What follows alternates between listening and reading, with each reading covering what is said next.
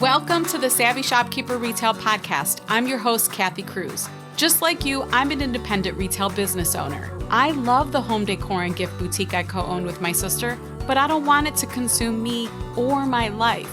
Join me each week as I share lessons learned, helpful tips, and valuable information for your retail business and life. Whether you're buying your products or making your products, whether you're a $25K business or a $2.5 million business, I'm on a mission to help indie retailers work less, profit more, and grow. Let's get started on today's episode. Welcome to episode 142 of the Savvy Shopkeeper Retail Podcast. 10 characteristics of the retail CEO. I'm your host, Kathy Cruz. So it feels really good to be back. I knew I would miss the podcast and recording the podcast. I guess I didn't realize how much, but I have to admit that I really enjoyed my time off. If you're on my email newsletter list, I've kind of been updating everyone about the things that I've been doing and been enjoying. And I have technically one more week before, or actually, I guess almost 2 weeks before this first podcast episode publishes. I'm working well in advance. So by the time my, break is done, I think I will have gone to 2 concerts with my husband. We definitely enjoyed a chili cook-off with some sports friends. I had my mom and brother over for football and pizza, and that was fun. Although we really didn't watch football, it was mostly about pizza and hanging out, and my mom schooling us on how to take care of some rose bushes in our yard. What else did I do? I had a massage, a 90-minute massage. It was a gift that I didn't use the gift card for about a year, and it was way overdue. A facial. I went out to lunch with my girlfriends. I had dinner with my bestie, actually 2 of my besties. I went to the apple orchard and spent a day with my in-laws and all of those family members. What else? There's like so much. Some house things I've done. I finished redecorating my dining room and painting a buffet in there and getting an area rug, and I've been wanting to do that for a year. And I started a storage room. It's a storage room in the basement that was a hot mess.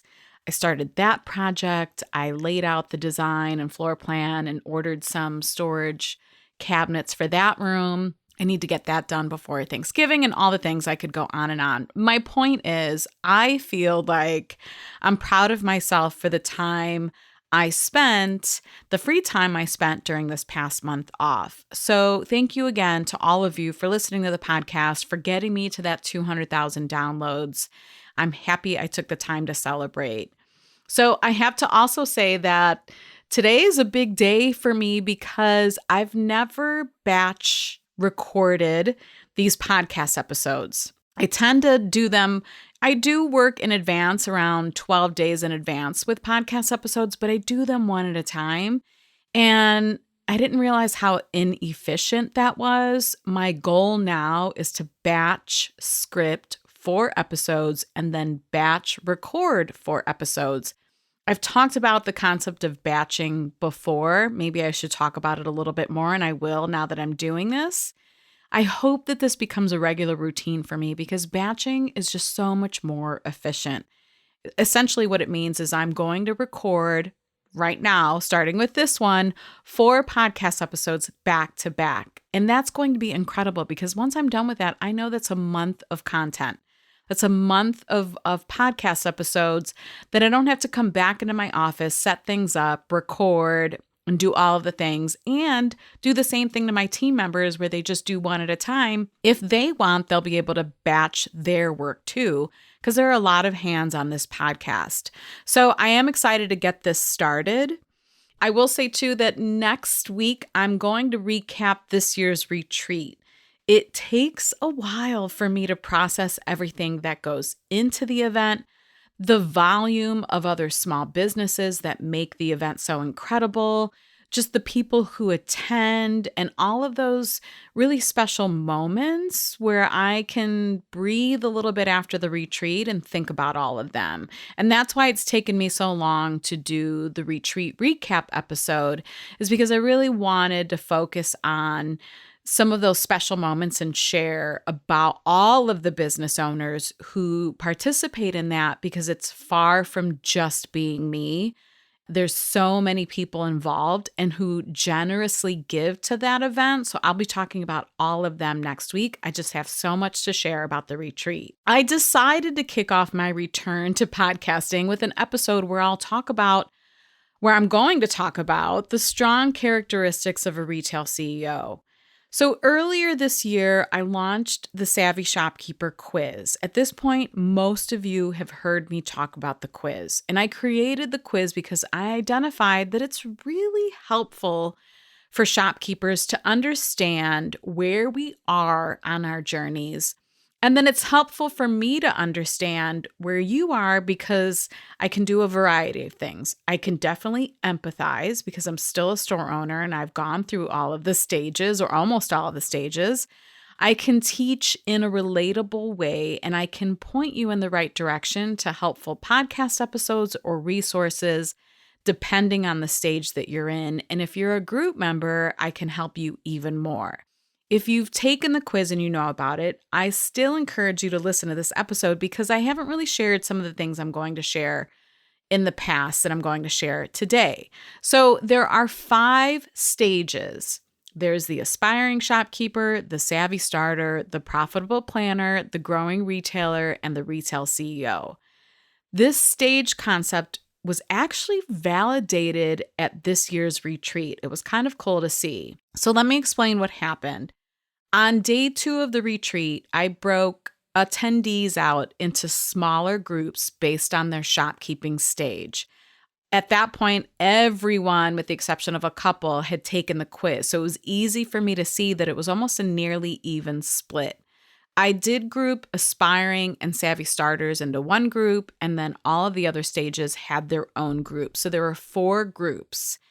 And it was really cool to see, because as I walked around to each group, because I was listening in a little bit and checking in to see if they needed my help, but clearly my presence wasn't needed. What they really wanted and craved at that particular moment was more time talking with each other, because they could all relate with each other and they were sharing information that made sense at that stage in their business, and they were learning from each other. So this was a bit of a lesson learned, is in future retreats, I actually plan on making that session much longer, because they didn't want to leave. I felt bad breaking it up to move on to the next part of the retreat, but I hear you. I caught it. I will change that in the future. I've also learned since launching the quiz that the amount of time a person has in business doesn't matter.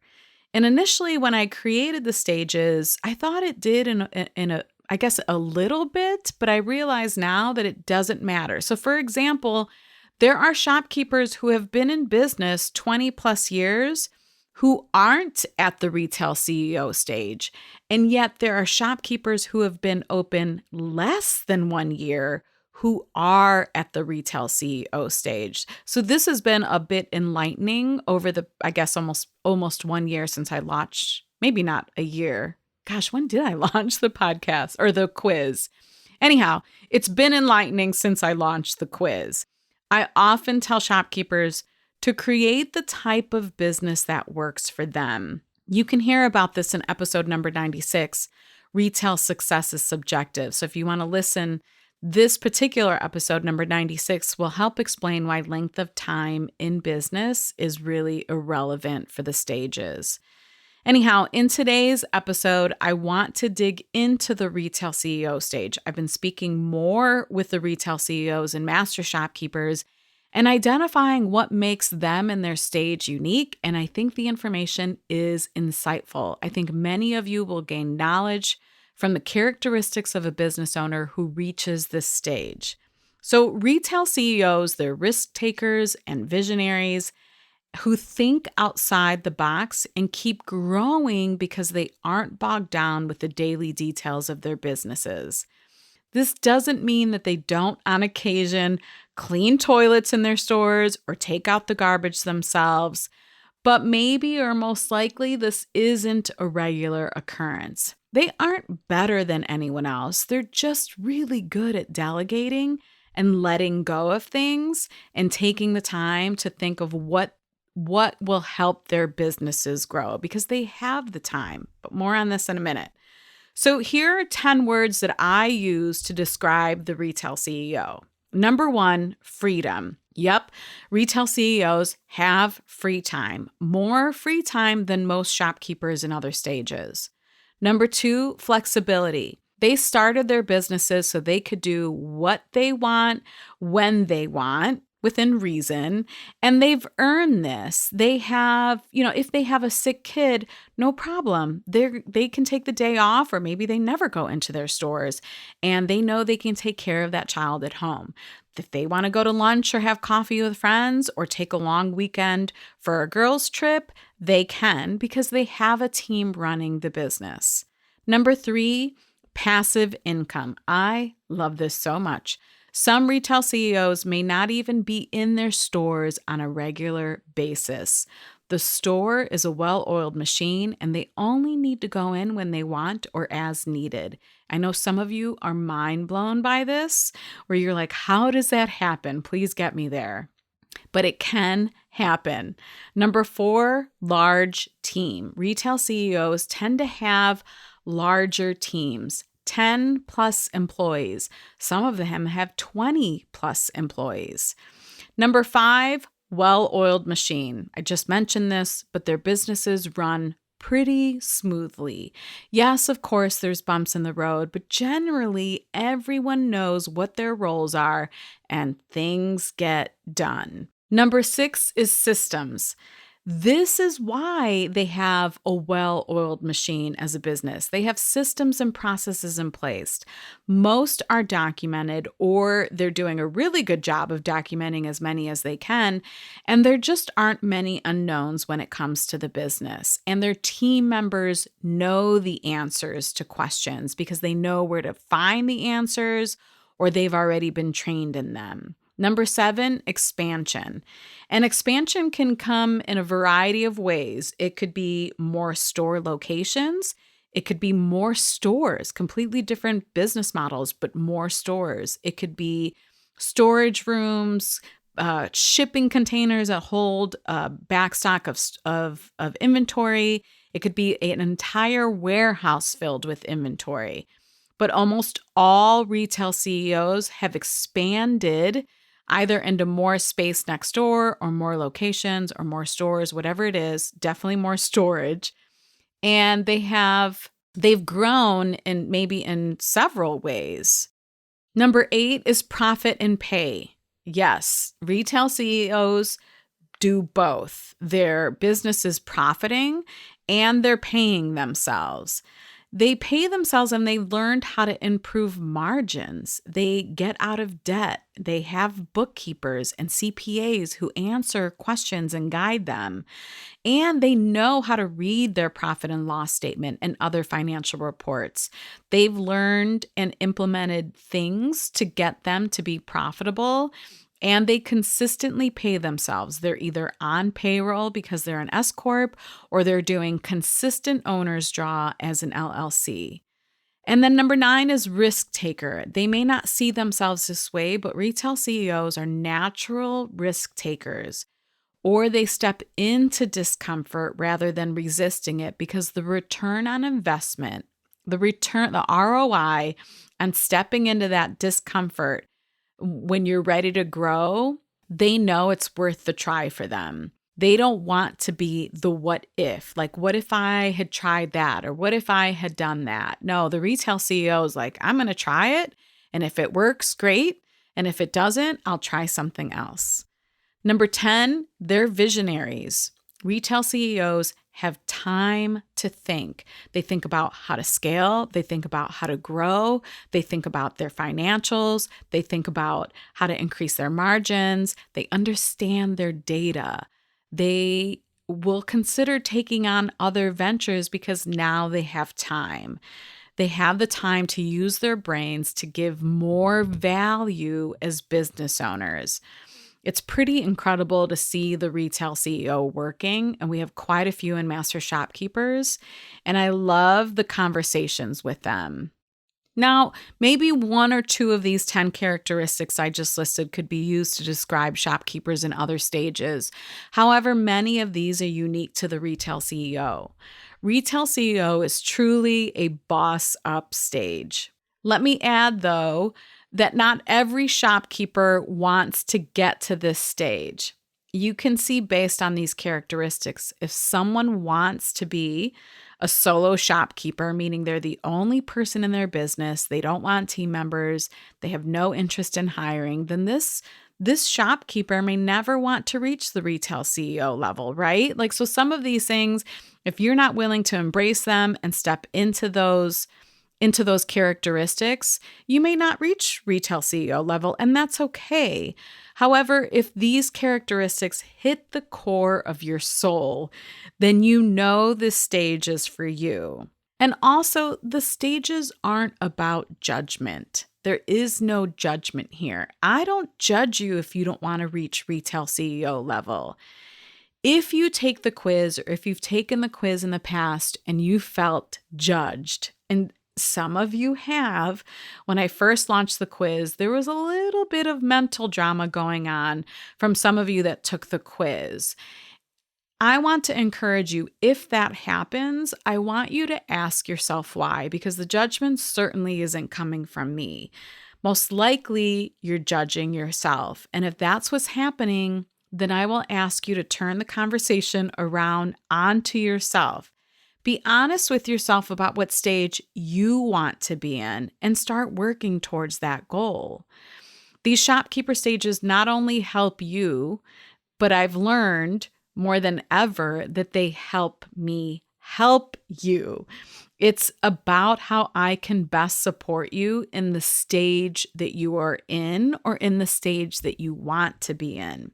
If you haven't taken the quiz, or if you think things have changed for you since you first took the quiz, I'll encourage you to take the quiz again. There's no limit on how many times you can take the quiz. We have quite a few master shopkeepers who have grown in many ways, personally and in their businesses, and they've gone back and taken the quiz, and they were pleasantly surprised or maybe validated that they had moved into the next stage. So whether you're taking it the first time or you're taking it the third time, you're welcome to take it as many times as you'd like. You can take the quiz at savvyshopkeeper.com/quiz. When you take the quiz, it will not only tell you what stage you're in, but what that means, what the stage means. And when you get your results, I will give you 4 to 6 specific podcast episodes to listen to, a couple of free resources, and some other helpful information. One more thing before I forget and wrap this episode up. The quiz isn't perfect. It's fairly accurate, but it's not perfect. So maybe if you're in between stages, you may not get the stage that you think you should be in. Of course, you're going to land on one stage or the other. It won't tell you that you're in between stages, but it's really not a big deal, because once you take the quiz, you'll also see a link where you can read about all 5 stages. So what I suggest is just read through them and you can determine which stage you think you're in. If you want to see the show notes to this episode or find links to anything I mentioned, visit my blog at savvyshopkeeper.com/episode 142. And for those of you who responded to my emails or sent me DMs on Instagram, thank you. Over the past month, I really appreciate it. Some of you gave me several good ideas for podcast episodes. They are in my queue. I want you to know that. I replied to all of you. And my queue is really long. People have asked me before, how do you not run out of ideas for the podcast? And I really don't. It's just, it flows out of me. Or some of you give me ideas. Some of you inspire podcast episodes just with conversations I have with you. It may not be that I record that podcast episode in a few weeks. It might be months down the road, but trust me, I keep and store all of my ideas in one place. And I don't see an end to them anytime soon, just based off of content and ideas in my brain. So thank you to all of you who have reached out. For those of you who have sent emails and told me, like, we're glad you're enjoying your time off. Thank you for the podcast, all of that stuff. I really appreciate it. I've said this before, and I will say it as long as I'm podcasting. Podcasting can often feel like a one-way road. So if you reply to my emails or send DMs on Instagram, I always appreciate it because I like hearing from you. So I'm happy to be back. And until the next episode, be savvy and boss up.